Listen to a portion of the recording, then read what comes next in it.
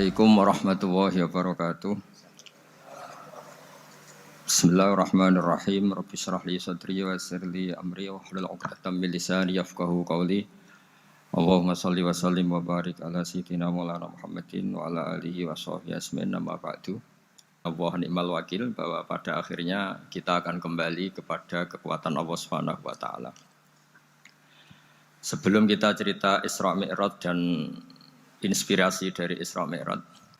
Nah, di sini pentingnya ngaji. Karena dari ngaji itu kita akan kembali ke ma'rifatullah, ngerti Allah yang sebenarnya. Sebab itu di surat Isra disebut pada akhirnya ngaji itu apa?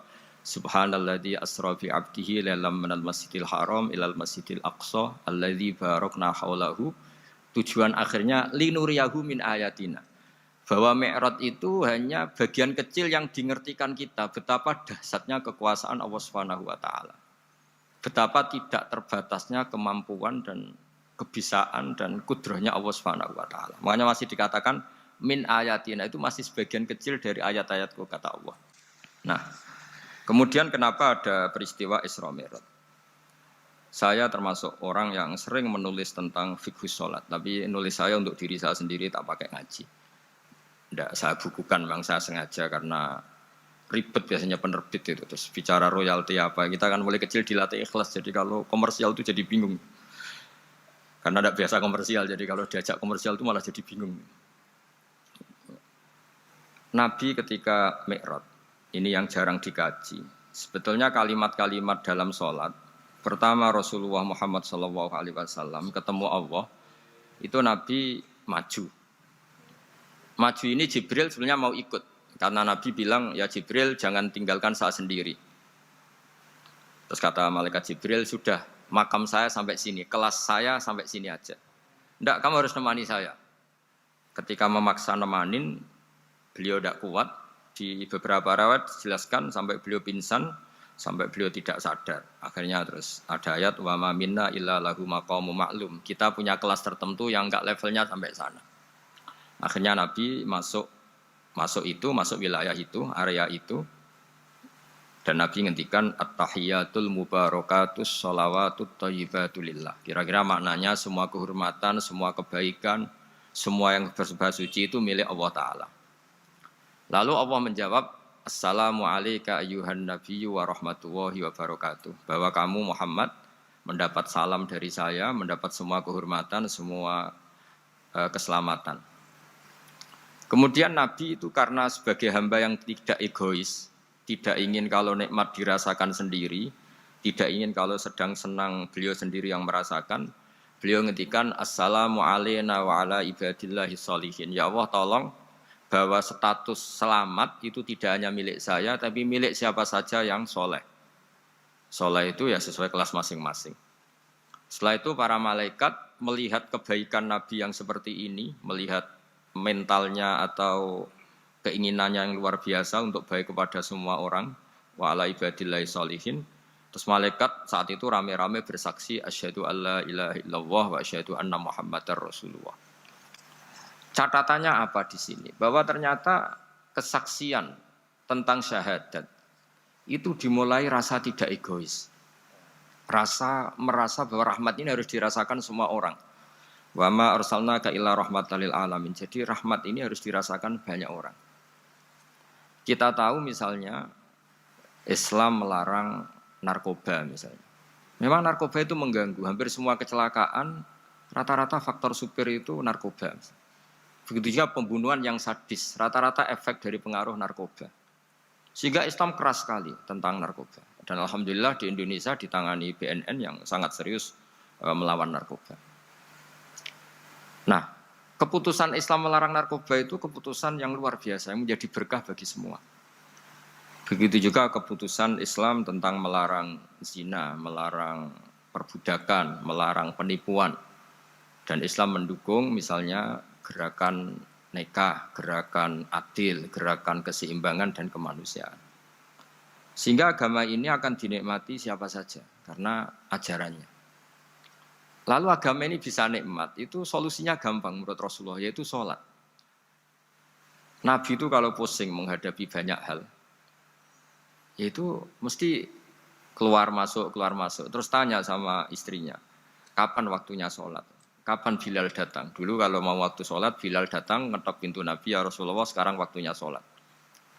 Itu Nabi membahasakan sholat itu unik. Ini tentang Mi'raj ya, karena hasilnya ya sholat tadi. Arihna ya Bilal. Arihna itu tolonglah bikin nyaman saya dengan sholat.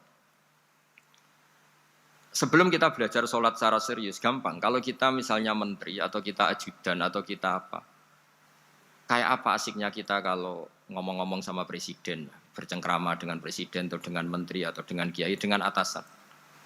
Sholat itu media di mana kita asik dengan Allah Ta'ala.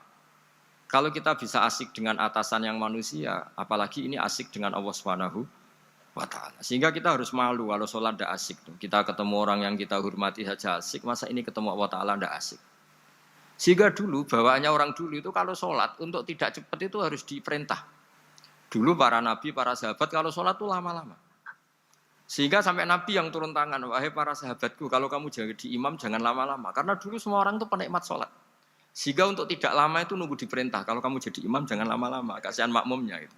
Nah sekarang alhamdulillah tanpa dilarang sudah cepat semua. Ini sudah ada kemajuan, ini sudah maju sekali ini. Enggak usah dilarang sudah cepat. Dulu itu saking asiknya orang sholat. Untuk supaya agak cepat itu harus ada perintah dari Nabi. Kalau kamu jadi imam jangan lama-lama.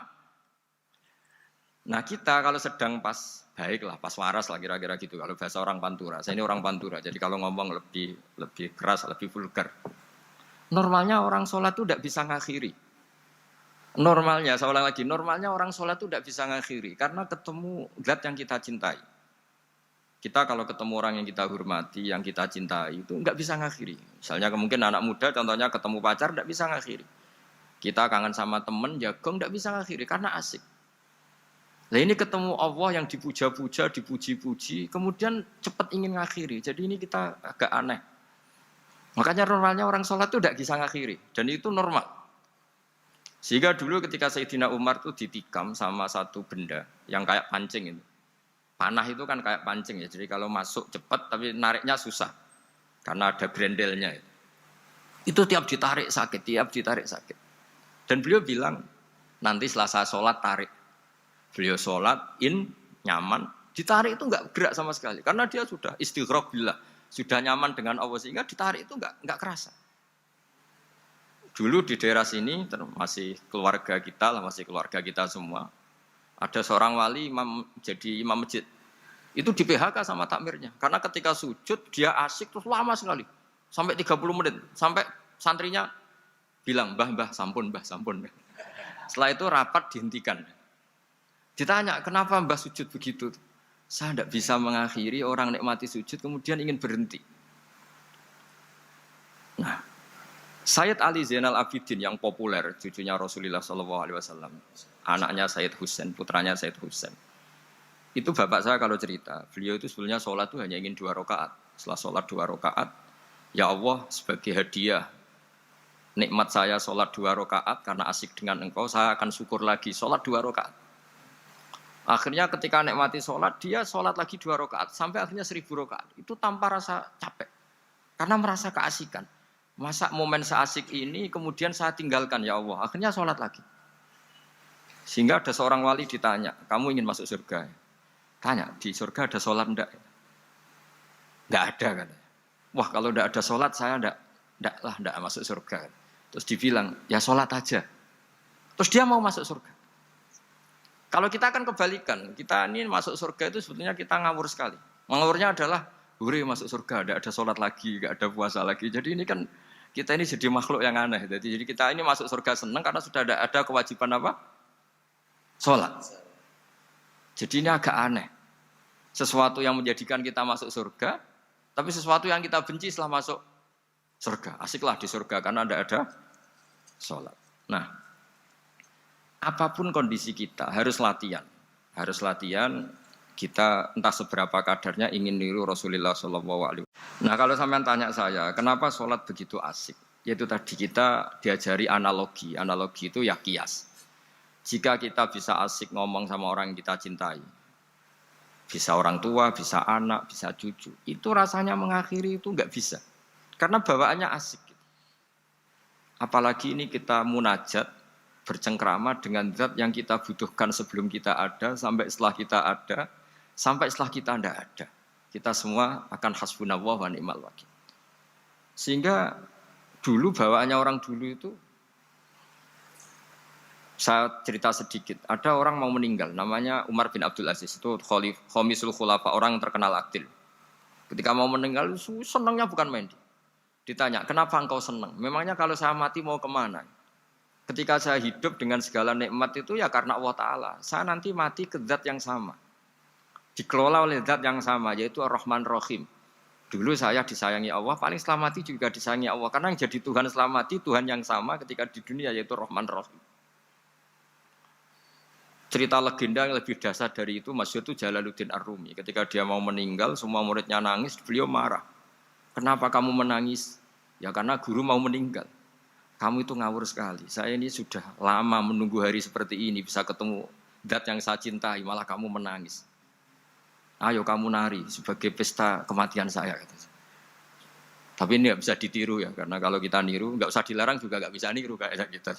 Cuma saya maklumatkan jangan ditiru, meskipun nggak usah dilarang juga nggak akan bisa niru. Sehingga orang-orang dulu itu bawaan kalau mau kabundut itu ya asik. Rasulullah Shallallahu Alaihi Wasallam ketika mau wafat, intaqala ila rafiqil a'la, itu ditanya sama istri-istrinya.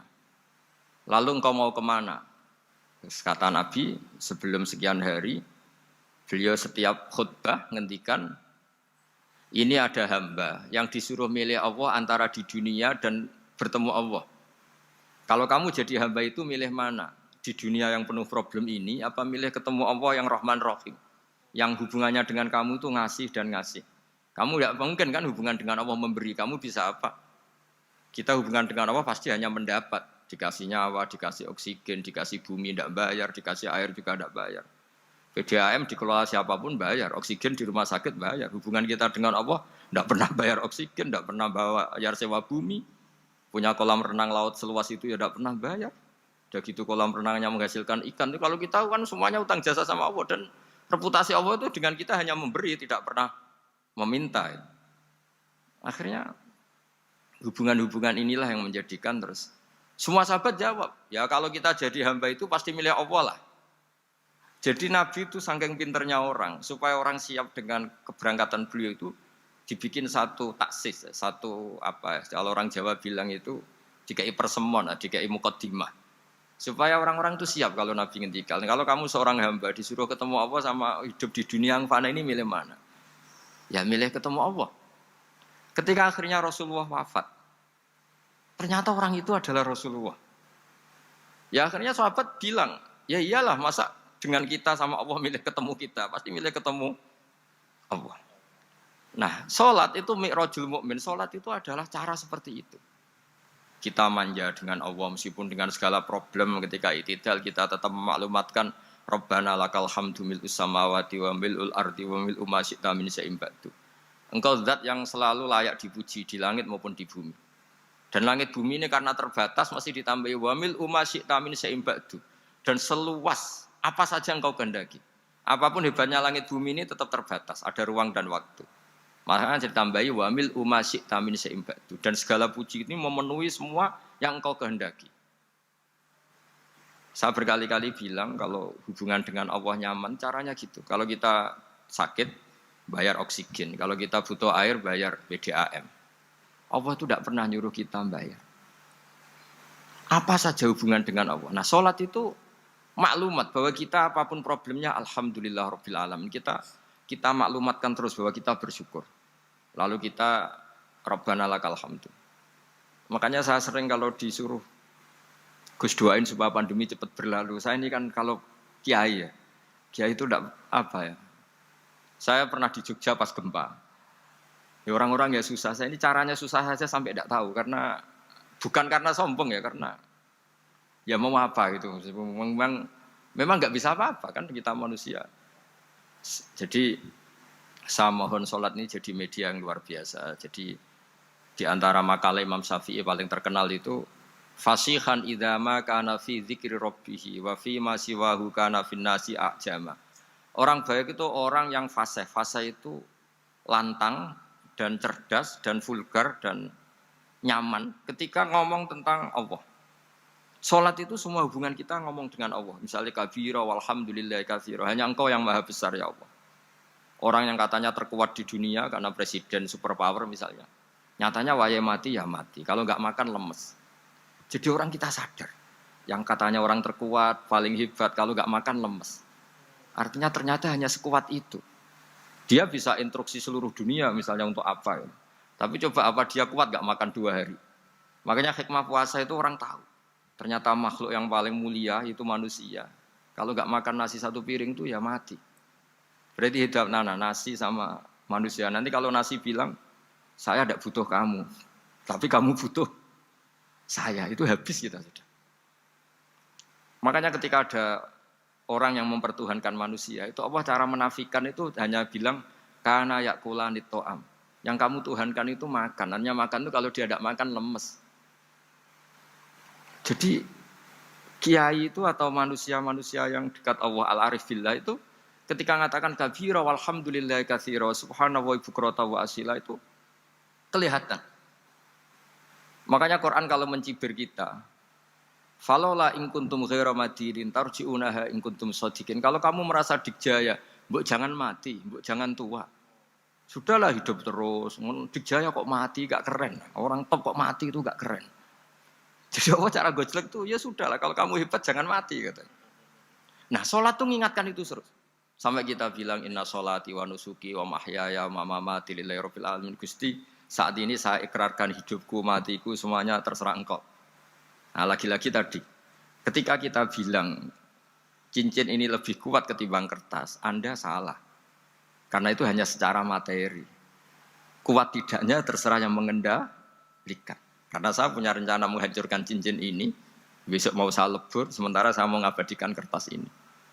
Nah, disinilah terus kita diajari misalnya di surat Yasin yang populer, Allah itu siapa? Allah itu subhanalladzi biyadihi malakutu kulli zat yang mengendalikan semua sesuatu.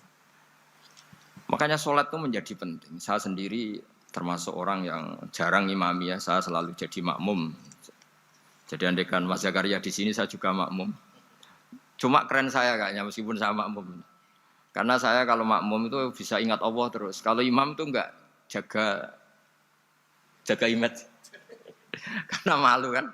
Misalnya di masjid kementerian terus sholatnya kok cepet nanti dikira enggak ustadz betulan itu. Kalau mau lama ternyata banyak urusan jadi banyak berpikir gitu. Tapi alhamdulillah ini barokahnya ngaji terus apa ya? Ya hasilnya mi'raj itu ya sholat itu. Sholat ini spesial karena tadi saya bayangkan itu di surga gak ada sholat itu ya terus wopo itu gak asik kan. Itu kalau Imam Ghazali itu membarter kita itu begini. Kalau kamu bangga bikasrotin nisa pasangan kamu banyak, itu ayam lebih kuat ketimbang Anda karena 1 hari 1 jam bisa berapa kali. Kalau Anda bangga bisa makan itu kerbau itu makannya lebih banyak. Nah, kalau Anda bangga atas pengaruh itu tawon itu, ratu tawon itu pengaruhnya lebih besar ketimbang Anda. Dia diam di rumah tapi anak buahnya loyalnya kayak gitu. Artinya kalau manusia bangga itu apa? Ya dengan sholat tadi. Ini karena satu ibadah yang enggak tertandingi oleh makhluk yang lain. Apalagi dalam sholat itu ada semua gerakan yang mewakili semua ibadahnya malaikat. Malaikat itu ada yang ibadahnya berdiri terus. Ada yang rukuk terus, ada yang sujud terus. Dan sholat itu mewakili semua itu. Juga mewakili sosial, karena setelah sholat kita bilang Assalamualaikum warahmatullahi wabarakatuh. Bahwa keselamatan ada di kanan dan kiri. Makanya disebut mimbabi hasanatil abrar sayyatul muqarrabin. Jadi Nabi sama seperti Nabi Adam. Nabi Adam itu dilarang Allah, nggak boleh makan khuldi. Akhirnya makan terus harus hidup di dunia, terus jadi dunia seperti ini. Tapi itu menjadikan harapan seluruh dunia bahwa Allah itu maha baik. Ketika ada yang diberi sanksi, tetap diminta tobat. Dan dianjurkan tobat. Dan Allah berjanji setiap yang tobat pasti diterima. Sehingga terus kita sampai sekarang enggak pernah putus asa. Karena sudah diberi contoh bahwa bapak kita yang pernah salah dijanjikan tobat dan Allah pasti menerima tobat itu. Jadi ini bedanya kita dengan Nabi. Jadi semoga lewat pengajian ini atau ngaji bareng ini kita tahu lah. Kalau kita ahli astronomi atau ahli meteorik, mungkin takut kita kejatuhan meteor. Kalau ahli gempa, mungkin takut lempengan kita gini terus gempa. Kalau ahli tsunami, takutnya tsunami. Kalau ahli sosial, takut chaos. Mungkin yang ahli perbankan takut ras. Jadi kalau nuruti takut, ya takut lah. Tapi cobalah kita iman lagi. Tadi kata Bu Menteri, sudahlah punya hasbunallah wa ni'mal wakil, ya sudah, Indonesia pasti akan baik-baik saja dan kita akan selalu berharap dengan kecerdasan, dengan ikhtiar, tapi kita akan selalu berdoa kepada Allah Subhanahu wa taala. Saya kira demikian dan mohon maaf, monggo berdoa bareng-bareng. Al-Fatihah. Bismillahirrahmanirrahim. Ar-Rahman Ar-Rahim Maliki Yaumiddin Na'budu wa nasta'inu shiratal mustaqim shiratal ladzina an'amta 'alaihim ghairil maghdubi 'alaihim waladdallin amin. Bismillahirrahmanirrahim. Nahmaduka ya wali ya hamid wa shalli wa sallim wa barik ala sayyidina Muhammad wa ala alihi wa barik wa sallam asma'in. Wa shalli ala anbiya'ika rusulika asma'in. Allahumma ij'alna ya wa ahla baldatina aminina mutma'innina alladziina la khaufun 'alaihim wa la hum yahzanun. Waj'alna salimin wa ghanimin mu'afin min kulli bala'id dunyal akhirah. Waj'al ya Allah salamatana salamatan yusla biha kitabukal karim wa salamatan ya Allah nazkuruka katsiran fi sholatina wa siyamina ya Allah wa taj'alana ya Allah mimman ya'buduka wa mimman yarjuka wa mimman yakhafuk Allahumma ya ij'al hadhil baldah baldatan thayyibatan mubarakah baldatun thayyibatu wa rabbun ghafur bi haqqi tatabi alaika wa na'maika ya Allah wa nahnu nasku ilaika ya Allah du'fana ya Allah wa qillata hilatina fa adrikna ya Allah daiman wa fi kulli hal bi alaika wa na'maika hatta nakuna ya wa salimin mu'afin min kulli bala'id dunyal akhirah. Rabbana atina fid dunya hasanah fil akhirati hasanah wa qina adzabannar. Sallallahu alaihi wasallam Muhammad sallallahu alaihi wasallam. Subhana rabbika rabbil izzati amma yasifun.